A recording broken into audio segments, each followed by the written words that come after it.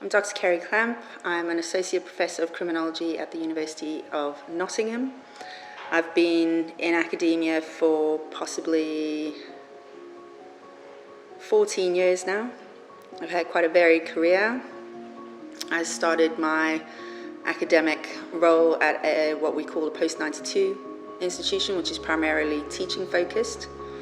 I learned a lot about restorative justice during my time there. I was very lucky in getting access to funding, to publishing quite a bit.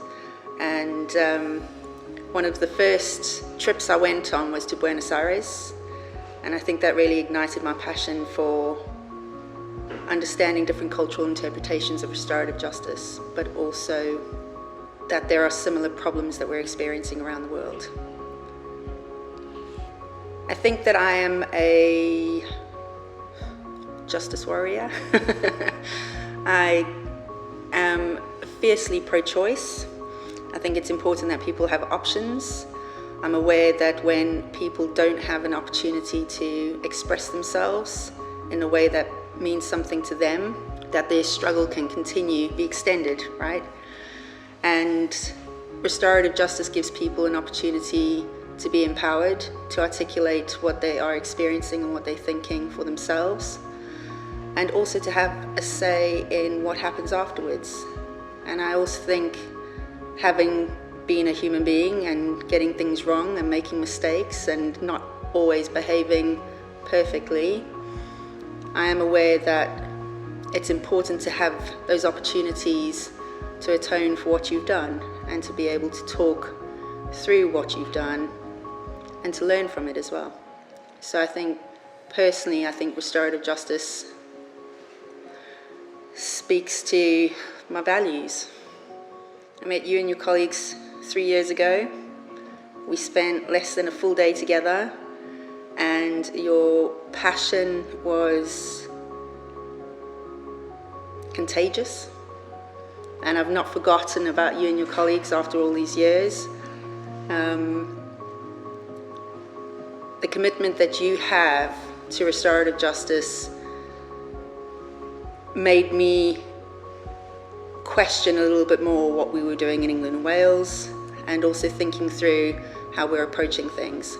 So when you kindly asked me to address your group again, I wanted to come out here and I wanted to see what you were doing and listen to how people were involved in a day-to-day level, but also where you hope the restorative justice practice movement would go.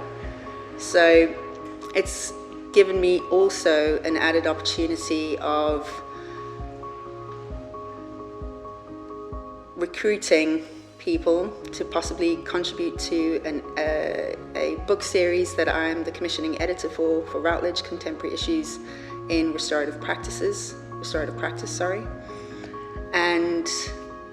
And I've been humbled by practice here and really excited by it.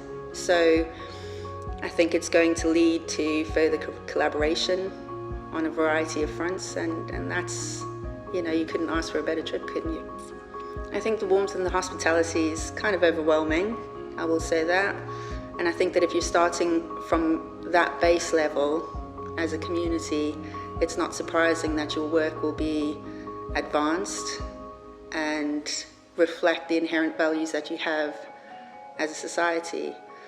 So I've been pleasantly surprised at how committed people are to restorative justice, and it isn't about what they can get out of it, but about their contribution to the movement and how you approach training people, and the fact that they have reading groups and they travel quite far to listen to people speak, to share their experiences, and they're interested in what's happening elsewhere, demonstrates that the commitment goes beyond the surface. And so it's unsurprising then that there are opportunities for innovative practice, but also collaboration in a way that I haven't seen anywhere else. I think don't stop learning, don't lose that interest in what other people are doing.